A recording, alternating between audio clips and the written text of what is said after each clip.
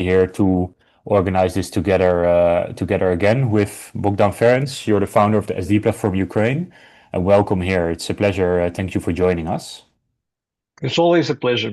Hi, Yeah, everybody. yeah, to be in touch again. So that's great. And before starting off with the first questions, Bogdan, maybe some household things that are always good to share with the audience. As always, we will have a Q&A live. So if you have any questions for Bogdan here in this webinar, then please put them in the chat and I will forward them immediately into the session.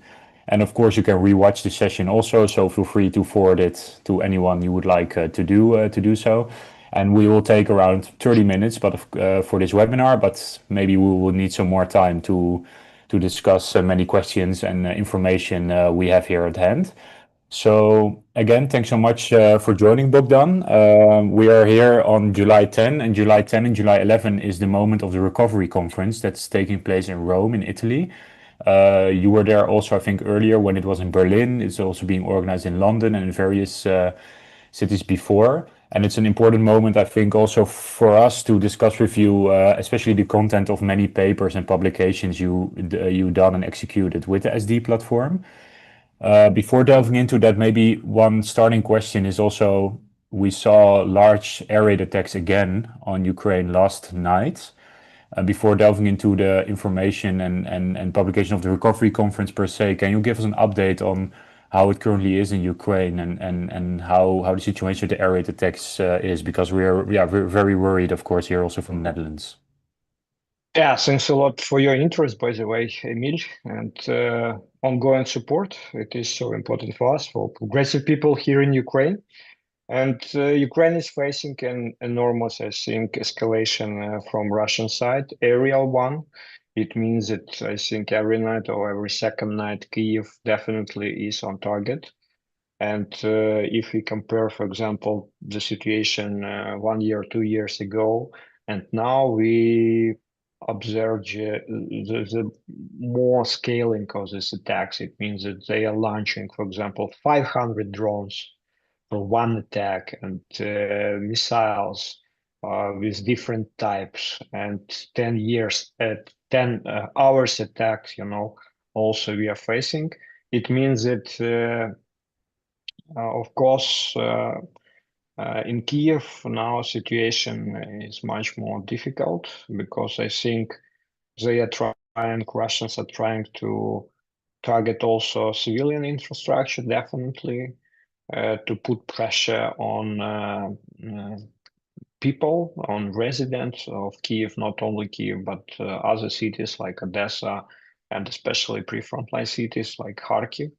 And it is also means that these attacks not only cause psychological destruction, but I think inflict deep trauma on population. And in our discussion that we have today in the context of recovery, it's not only the matter of rebuilding the country, but also prepare ourselves, our nations to recovery, also physically, psychologically, and mentally from these brutal Russian attacks. And recovery efforts are further complicated by the unpredictability of such attacks, making it more difficult to predict the future.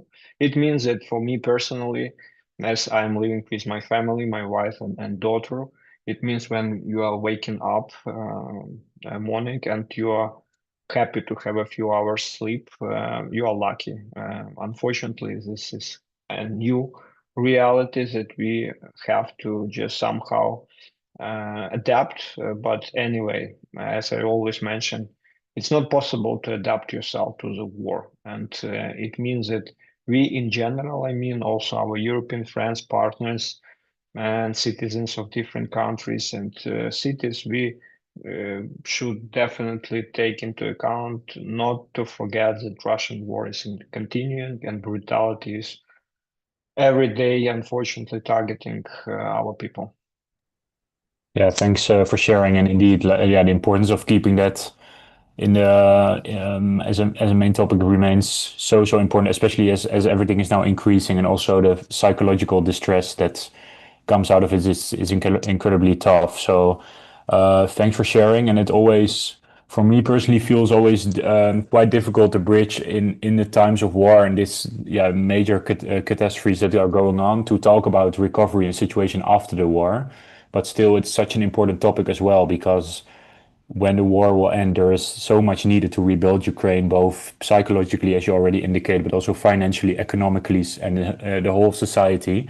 And I'm really looking forward to talk and discuss with you a little bit about what this whole of society approach looks like, especially for you, for SD platform, coming from a progressive and social democratic approach, and what that will mean for Ukraine, and how that also should be fitted into the discussions that are currently ongoing in Rome during this recovery conference. So, okay, maybe to start off, Bogdan, tell a little bit about the research and the publication that you have been doing at the SD platform on recovery. Yeah, I think that the main idea of our just research, but it is not only in the context of just preparing some scientific papers, the aim was and still is just to uh, find a better approach in the context of recovery of Ukraine, more inclusive, more fair, more sustainable. And we thanks to our partners like UK Labour Party and Westminster Foundation and Friedrich Ebert Foundation here, office in Kyiv, just which supported us. And it means that it was essential for SD platform to involve not only experts on different spheres, but also like-minded people, who believes that it's not only enough to discuss the context of investment of infrastructure projects that is crucial and vital, but also to define in what way we can just do our recovery, but not only after the war, but during the war, how we can make our society more resilient, and without human-centric approach, without just fairness, without just effectiveness, it will be not, and it is not possible, and it will be not possible to do, taking into account also the experience maybe of some Balkan states, because I think as your foundation is prioritizing also this region affected by war, it is essential and crucial also just to take into account this experience, also some not positive experience, not to make the same mistakes. That's why shortly, yes, we just prepared our position paper on fair and inclusive recovery of Ukraine, but it is only a beginning, a starting point, It is much more necessary to just communicate in a proper way, also together with you, with our partners, with S&D Group, for example, in European Parliament, and also with Party of European Socialists. But what is much more important, just to not only take into account this approach, human-centric and with social phase in the context of recovery, but also include this in aid programs, from the national governments of EU member states, for example, in the context of financing, in the context of preparing just capacity here also in Ukraine with involvement of local communities, empowering local actors to do a better recovery and also to make transparency that is crucial also for us. Yeah, thank you. And that's also one of the reasons for us to organize this webinar, to put attention and to also use the document that you wrote with SD platform, which by the way also in the description of this webinar, if people attending want to check it out, to give attention and to use it indeed as a starting point for discussion, and people that are interested also to reach out to you or to any of the foundation that were also part of this study. And maybe a question to also go a little bit into what's currently happening in Rome, the recovery conference. I think you were also part of the conference in Berlin, which was 2 years ago, if I'm not mistaken, maybe also in others. Like, can you tell something, Bogdan, about how these recovery conferences are, what currently the focus is? So also of the current organizers, the current governments taking part in it, and also what's missing in your opinion, and why the approach you also propose, what should be added to what the current strategies are. Yeah, I think that first of all, it is really important to conduct this kind of formats like recovery conferences. And this format just was launched, I think, in Switzerland, in Lugano, uh, when the idea was just also from our government, from our Ukrainian civil society, to switch our partners on also not only on the context of war just and military support, but give a chance for us to design a future, post-war future, and not only design just, but to start doing something, And I think it was quite a useful tool to mobilize also support in this regard. Uh, it means that after Lugano, it was, as I remember, London conference, also Berlin conference. I took part in Berlin conference, and today and tomorrow will be just Rome conference on recovery. That's why I'm quite, from the one hand, positive to this kind of formats that I think could be helpful in the way of paying attention, as we discussed also with you, on Ukraine, on our efforts to be more resilient, to be more in the position to recover our country. But at the same time, on the other hand, sometimes I'm also a little bit critical because it is necessary to think about what kind of practical impact, practical just step forward could be just implemented after these conferences. And it means that together with our partners, with different stakeholders, with governments, with civil society, with donor organizations, I think it is necessary to prioritize something concrete and to start implement this. And it means that also from our side, from Ukrainian side, depends a lot on the context of capacity, also prioritization, and showing the concrete results from some investment projects, for example, and so on.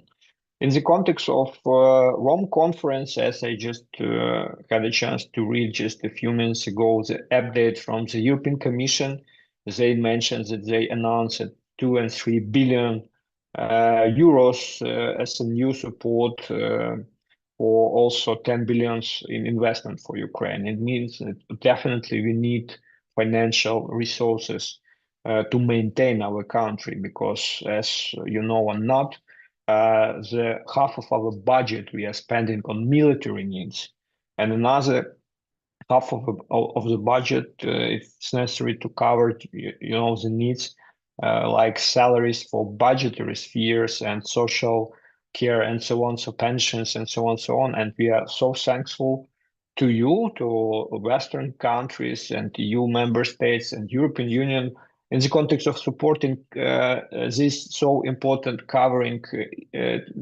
dimensions. But at the same time, I think it is also necessary to think about how through these billions of investments, also we have a Ukraine facility instrument, how we can just do more effective, social oriented and resilient initiatives, to help, first of all, people in needs. And we have millions of Ukrainians that I can say they are in the position of affected by the war, in the position to suffer, like internally displaced persons in Ukraine and also abroad, for example, teachers also as internally displaced persons, elderly people without proper healthcare provisions, and young people, people, veterans, first of all, young people with disabilities, elderly people with disabilities. That's why needs are more higher than it was before the full-scale invasion. But at the same time, we are trying to fix something, but not to maybe use in a proper way, more effective way, this kind of mechanism and maybe financial tools that could be quite useful during current time for resilience and after the end of war for recovery of Ukraine. Yeah, exactly. Yeah, and the needs are massive, and then like the amounts of funding seem very big, but also with billions of euros, there's so many destruction that took place. Ukraine and so many internally displaced persons, as you also say, like the economy has been shattered in so many ways because of the war. And in that sense, yeah, these big programs are very much needed. And what do you think, Bogdan, about like the risk of these policies and the economic recovery of Ukraine being very much being put in the hands of a liberalized economy, of the free market? In that sense, these reconstruction funds also being put into places where this free market really is really prosperous. At the moment, both in Ukraine but also in Europe, in many ways, the free market thinking is very big. Is deemed very important. Do you see any risks there for the recovery of Ukraine? Also, the objectives of this conference. Definitely, I see this kind of risk because economic justice must be embedded in all recovery policies, I think. That's why to make an alternative to these neoliberal approaches in economical context, it will be much more hard. And I think without more progressive actors, just politicians, decision makers, it will be quite tough to expect that we will change the economical approach after the end of war. Because before the full-scale invasion, we didn't observe this kind of just dynamics. Funding should be directed to job creation, support for small and medium-sized businesses, of course. And also, I think our just not face, just our just state of economical mapping is now different, as it was before the full-scale invasion. It is necessary also to focus on industrial sector as we had before the war in pre-frontline regions like Dnipropetrovsk, Donetsk region, for example, Zaporizhia region. And now these regions are targeting so hard, and it means that a lot of businesses face the reality to be relocated to the more western regions or abroad. And it means that my opinion is that also association Ukraine with the agriculture sector is not an appropriate one. We need to pay attention to also our industrial policy. It doesn't mean that we need to support oligarchs, because usually in our industrial industry are under the control of oligarchs, big guys with big money. But at the same time, it is also 100,000 of jobs, and it is necessary to appropriately understand how we, as a candidate state, uh, through accession process, can also save our industries to recover our economy in more better way. By the way, recently, as I received FES, Foundation for Friedrich Ebert Stiftung in Kiev office, published very good policy paper on this topic, on industrial dimension of Ukrainian economy, and maybe also who will be interested, you can find this at their website and webpage. And last but not least, the middle class. In our opinion, without also resilient middle class, we will not have a chance to make more recovery inclusion. It means that to support middle class representatives, people, it is necessary also to invest a lot in this sector, to spend more money for small and medium enterprises, and not only spend this money, but also prioritize in economic recovery plans in this regard. And also, last but not least, social dialogue that is quite crucial at the EU level. But for this, it is necessary to have an appropriate, strong partners like trade unions, for example.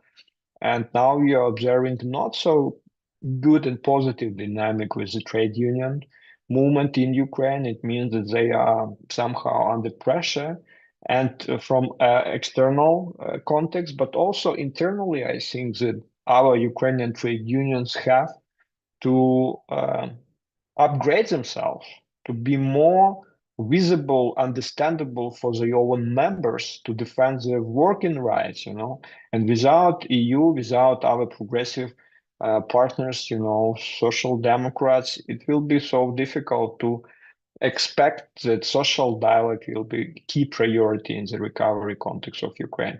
Infrastructure sphere, for example, so crucial to have and appropriate working conditions for workers. Now we are facing a lack of human capital and capacity, and it means also that we as progressives, we need to pay more attention to this sphere to defend working rights, to establish upgraded social dialogue in Ukrainian economy, and to also make some reforms that will be in the context of human-centric approach of economical all issues.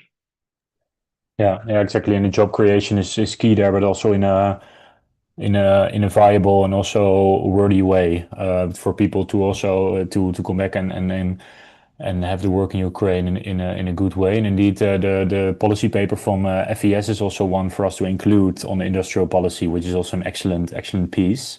I got a question from someone directly, and by the way, if others that are watching now have some questions, please put them in the Q&A, of course. And it's about as we start the webinar, you mentioned, Bogdan, about specific examples that really are concrete and that give hope to people. And someone asked me like, can you give me can you give us certain examples about like what could really help to bring hope in the recovery process in Ukraine? What can be really concrete there? I think, first of all, very concrete examples are when you see, for example, the suburbs of Kiev that was the suburbs, territory communities were under temporary occupation by Russians in 2022, and it was a disaster in Bucha, for example, But now, if you are visiting these, for example, communities, you can see, of course, signs of this very dramatic period, but at the same time, some rebuilding infrastructure, like some bridges, some roads, some just apartments. And it means that it is very crucial, I think, for our people and for our partners to show good examples and a speed process, effective process in rebuilding infrastructure, first of all, schools, for example, kindergartens, in regions where it is quite possible to do. Because unfortunately, and I think this factor influenced a lot on dynamics connected with these recovery conferences that you mentioned now in Rome, in Italy, that the war is continuing.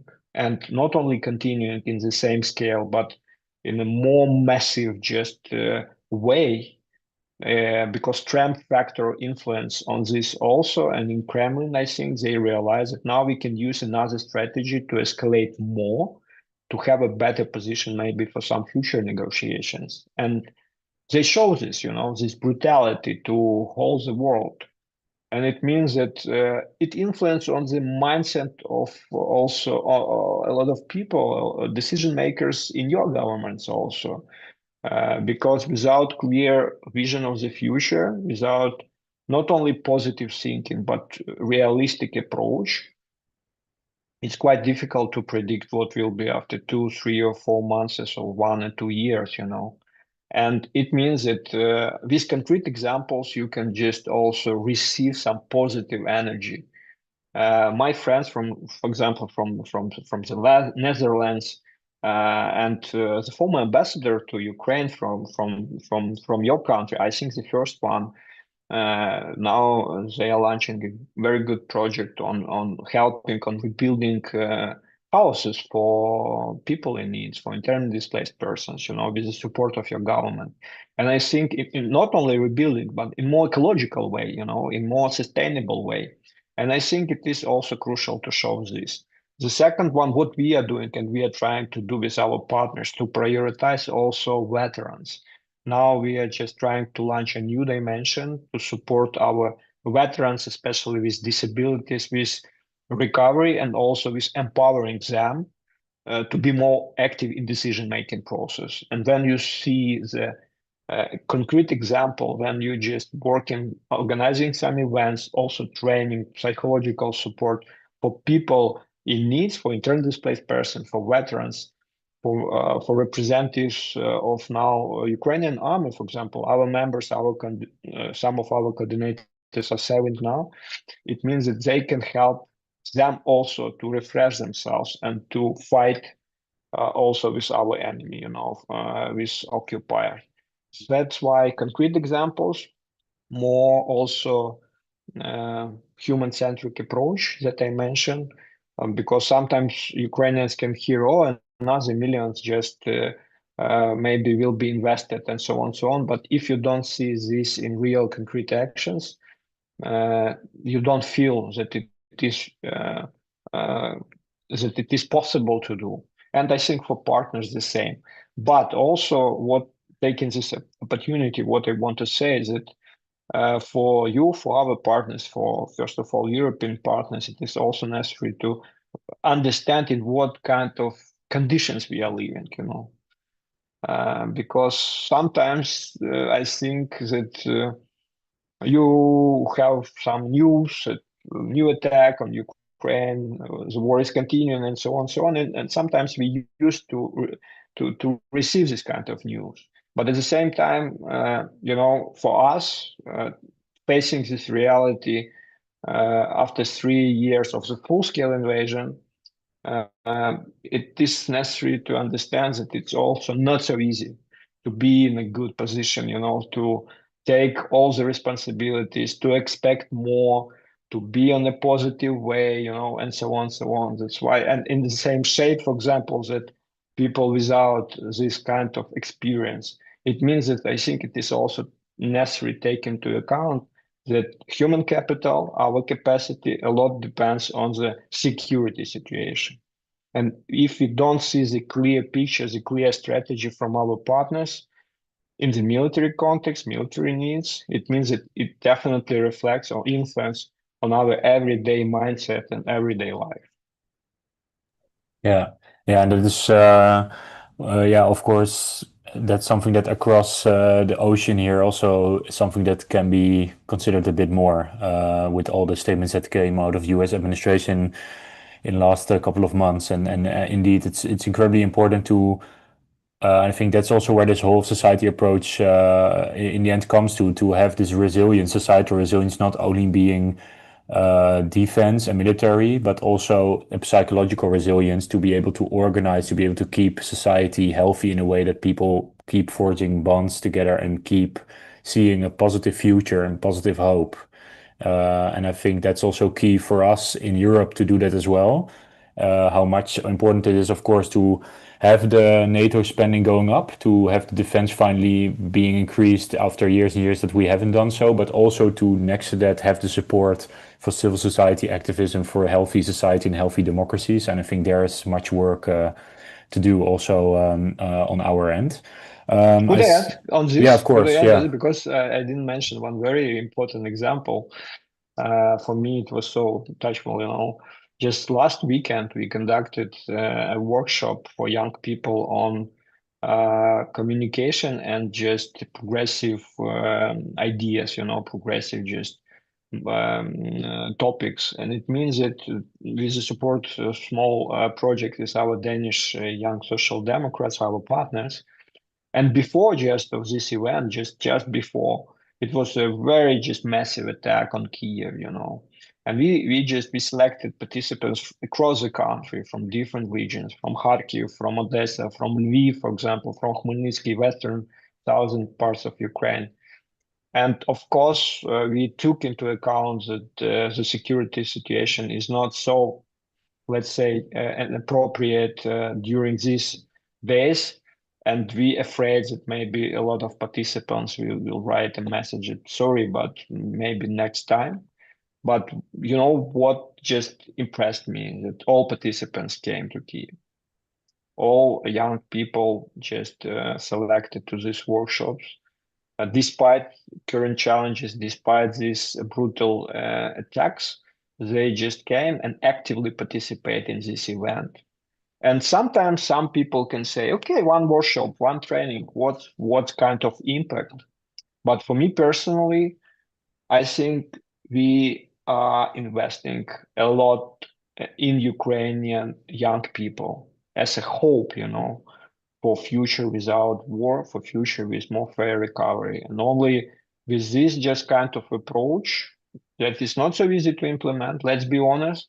And you are taking a lot of responsibility in the context of security, gathering people, Of course, we are taking into account to have bomb shelters and so on, so on. But anyway, it is so high risk, but we are moving forward despite anything. And it is maybe nothing if we compare with the heroic actions of our soldiers every day, which are defending not only our country but I think our common values. Yeah, exactly. Thanks for sharing. Thanks for sharing this, and I can only agree. I can only agree, and it's indeed so important to give that hope and to keep organizing because it also is a multiplier effect for people being positive and sharing that positivity also again in their own circle. So I see from the Q&A a question from Peace, which is a fitting name. And the question is, what are some of the major challenges to maneuver back from a wartime economy to a more healthy, inclusive one? So this is quite a big question. Of course, we touched upon parts of it, but I leave it to Yeah, you, Bogdan. more healthy economy, as I understood. Yes, I think for this, as I mentioned, it is necessary to have an appropriate actors or just persons, ministers, like decision makers and politicians, who can propose some concrete actions in this regard. We have a few. They're trying to prioritize, as I mentioned, also local uh, industries, local businesses, because it is so crucial. And I didn't mention, but I think that in whole architecture of foreign aid, it is necessary to be maybe more honest that a lot of spending of these billions are not transferred to the final recipient, Uh, and it is a question also, because sometimes you can hear that, okay, this kind of just program will spend, I don't know, 200 million euros for concrete needs. But at the final stage, it is necessary to find the concrete results. I mean, in concrete recovery rebuilding projects that can be effectively used by people in needs, what I want to say in the economical aspect. First of all, not only have discussions, but it is also necessary or concrete economical plans, but also people in government, in parliament, who will be or who can be responsible for more healthy and inclusive approach, not to give money over only for big guys with uh, big entities, but also to create a space for middle size businesses, for example, and not only to give some small checks, but to maintain their way to be more sustainable and to more resilient. I think it will be, and it is now a crucial point, and also it is necessary to ensure transparency in all processes. Because you sometimes you can visit Kiev and see a lot of expensive cars. People around that are trying to live the ordinary life in luxury restaurants, and you can, as a foreigner, you can have some pictures that, okay, this city maybe has a lot of money, and sometimes it's true, the budget of Kiev is a huge one. But the problem is who will spend this money in what way? In a fair way, this budget as a pie, or not? Who will benefit from recovery? People in needs or some new oligarchs, for example, or connected to some, people in different structures that are just paying or making decision-making process. And also A lot of discussions we can hear about decentralization that is crucial and important, empowering local actors, local communities for democratic processes is important. But at the same time, my point is that local elites have to be also upgraded. They need to change the approach at the local level also with mayors, politicians, some local oligarchs to include more actors in these economical financial programs. Yeah, That's it. yeah, yeah, and that's also some a place where the EU accession process comes in. Whereas also this is, I think, also one of the key aspects of EU accession. And again, a lot is needed there on the base of capacity building, training, and working indeed on the decentralization, but also on the training and awareness in local spheres. Because otherwise, you get a new a range of elite, political elite that are able to navigate the new rules of the EU reality. And again, that will also create a lot of inequality in society. So that's indeed a very good point.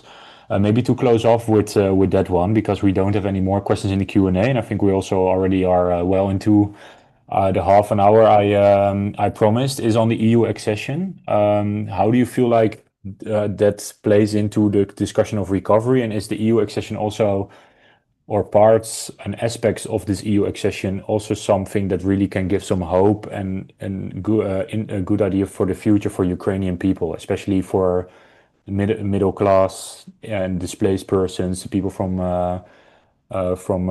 more vulnerable parts of society? You know, Emil, I just started to use also the formulation, just a fair accession process for EU membership too, not only in the context of recovery to add fairness, but also in the context of accession process to add also just and fair approach. Why? Because I think despite peculiarities in the context of procedures, you know, whole machines that you have inside in the EU in the context of also bureaucracy and adaptation of our legislation. We are trying to open some chapters and to close, to have negotiations. It is a long process, so on, so on, so on. But despite everything, it is necessary also all of us to realize that for our people suffering and from the Russian war, traumatized by this dramatic period of history, European future is a hope. And it means that we have to do everything not to betray our people.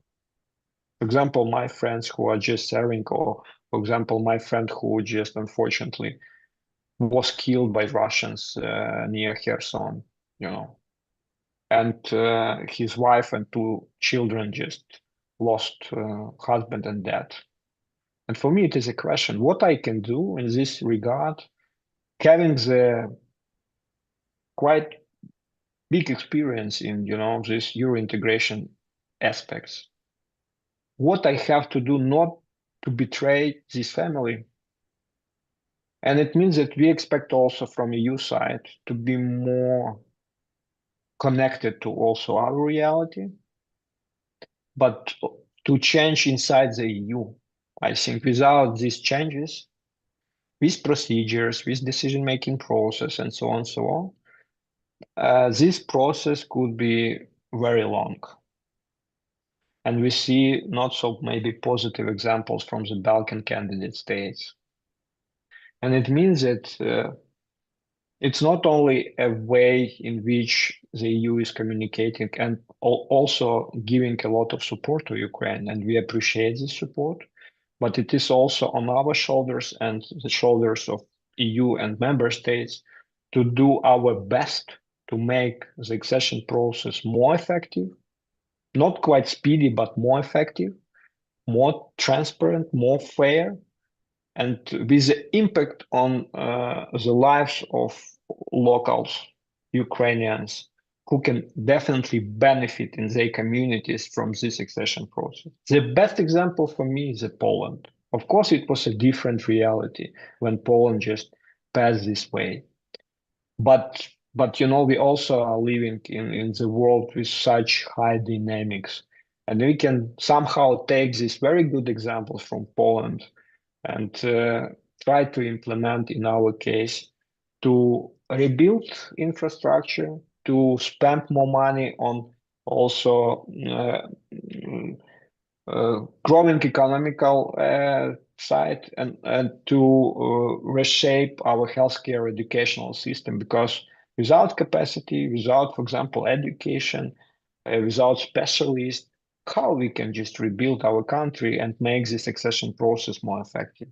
I don't know. That's why we need people, we need specialists, we need good politicians, not like good like in the way like they can say prominent speeches, but politicians with empathy, with values, progressive values, and with clear understanding what they have to do to make the succession process effective and with good impact on everyday life of Ukrainians. Yeah, thanks. And yeah, indeed, that confidence is very much needed. We need also to be confident in that we can create a European Union which is complete, which is also fair and also democratic. Because if we don't boast this confidence, I would say, then we leave it up to people that do have an idea about the future, and it's an idea of breakdown, democratic backsliding, and we see it all across Europe, and that's the way that only will give so much more negativity and insecurity in so many ways. So thanks, Bogdan, for giving and providing this hope, also with the work you're doing at SD platform. And I think it has merits much more discussions and things that we would like to organize on this. So yeah, just let's keep in touch and maybe organize something like this in upcoming time again. But for now, thanks so much for all this information. It's been a pleasure. Thanks a lot, Emil. Very good moderation, and I hope that our discussion will be quite useful for also our friends, colleagues, all progressive people across Europe. Yeah, for sure. And they know where and how to reach you. We will include some information in the description here. And indeed, let's continue the discussions. And also for the viewers, thanks so much for watching. And also, yeah, please feel free to reach out to us if you have any ideas or recommendations for upcoming webinars. And let's keep in touch. And for now, have a nice day. Okay. Bye Yeah, bye. and subscribe to European Forum for Democracy Subscribe. YouTube channel. Of course. And SD platform. Yeah.